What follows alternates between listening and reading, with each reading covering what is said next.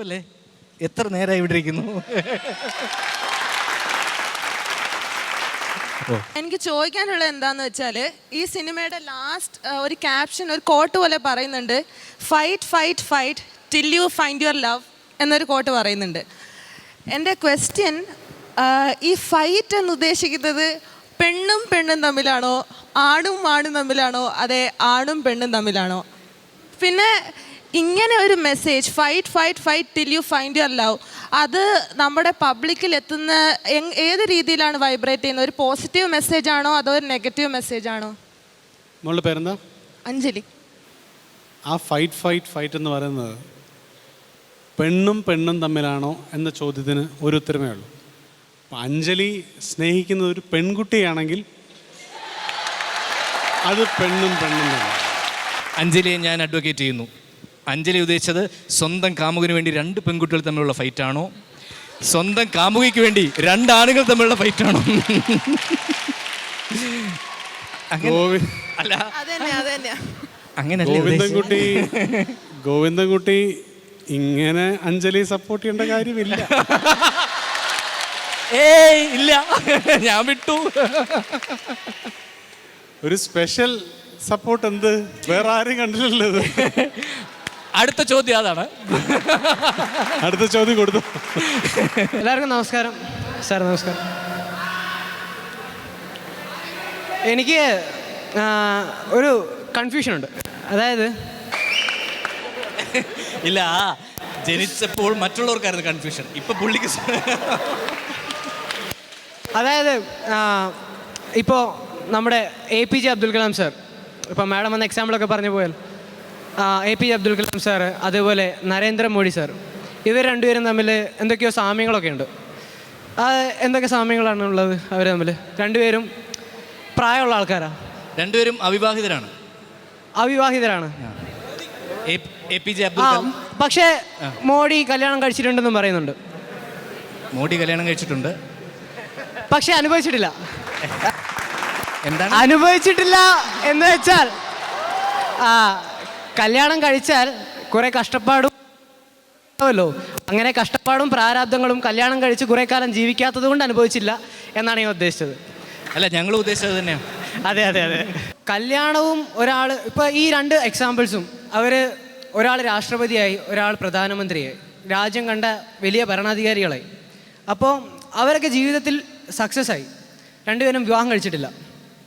അപ്പോൾ അതുപോലെ വിവാഹം കഴിക്കാതെ ജീവിതത്തിൽ സക്സസ് ആയ ഒട്ടേറെ എക്സാമ്പിൾസ് നമുക്ക് എടുത്ത് കാണിക്കാനുണ്ട് നമ്മുടെ ഭാരതത്തിൽ.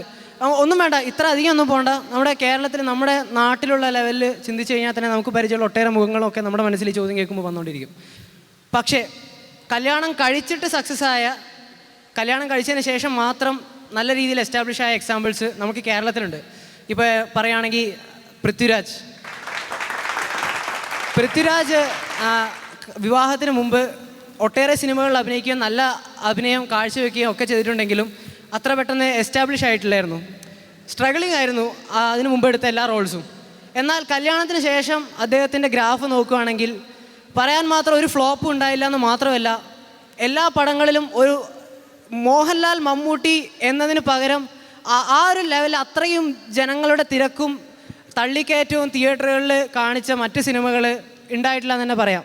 എൻ്റെ ചോദ്യം, ഇപ്പോഴത്തെ തലമുറ, ഇപ്പോൾ നേരത്തെ പറഞ്ഞ പോലെ ലിവ് ഇൻ റിലേഷൻസ്, അത് ഇത് ന്യൂ ജനറേഷൻ, അങ്ങനെ പുതിയ മാറി ചിന്തിക്കൽ, അങ്ങനെയൊക്കെ കുറേ മാറി ചിന്തിച്ചുകൊണ്ടിരിക്കുന്ന ഈ തലമുറയിൽ നമ്മളിപ്പോൾ കൺഫ്യൂസ്ഡാണ്. വിവാഹം കഴിച്ചിട്ട് വിജയിക്കണോ, വിവാഹം കഴിക്കാതെ ജീവിച്ച് വിജയിക്കണോ? എന്താണ് അനൂപേട്ടന് ഇതിനെക്കുറിച്ച് പറയാനുള്ളത്? അല്ല, ഈ ചോദ്യം കേട്ടപ്പം അനൂപേട്ടനും ആലോചിച്ചിരിക്കുകയാണ്, വിവാഹം കഴിച്ചിട്ട് വിജയിക്കണോ, വിവാഹം കഴിക്കാതെ വിജയിക്കണോ? ഞാനത് എക്കാലത്തെ മികച്ച ചോദ്യങ്ങളിലൊന്നായി തിരഞ്ഞെടുക്കുന്നു. Thank you sir. എന്താണ് പേരെന്താണ്? വിമൽ. വിമൽ. വിമലിന് ഒരു ബിഗ് ക്ലാപ്പ് കൊടുത്തേ.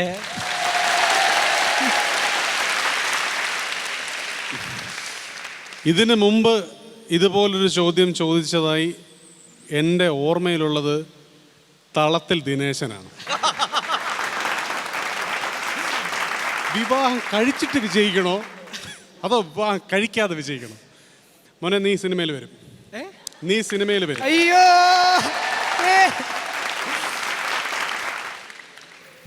കാരണം അസാമാന്യമായ ചില മണ്ടത്തരങ്ങളിൽ നിന്നാണ് ഒരു താരം ഉദിക്കുന്നത്. വിമലിന് നിങ്ങൾ ആരാണ് പറഞ്ഞത് വിമൽ ജനിച്ചപ്പോഴേ കൺഫ്യൂസ്ഡ് ആണെന്ന്? വിജയവും വിവാഹവും തമ്മിൽ എന്ത് ബന്ധമാണ് വിമലെ ഉള്ളത്? എന്ത് ബന്ധമാണുള്ളത് ഒന്ന് പറയൂ.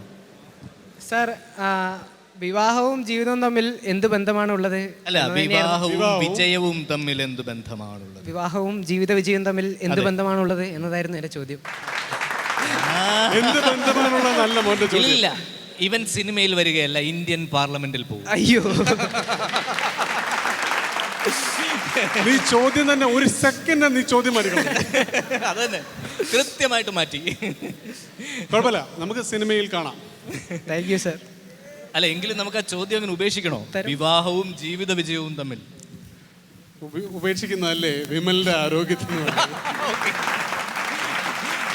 യെസ്, ഇവിടെ ആരോ ഒരു പെൺകുട്ടി ചോദിക്കണം എന്ന് പറഞ്ഞിരുന്നു.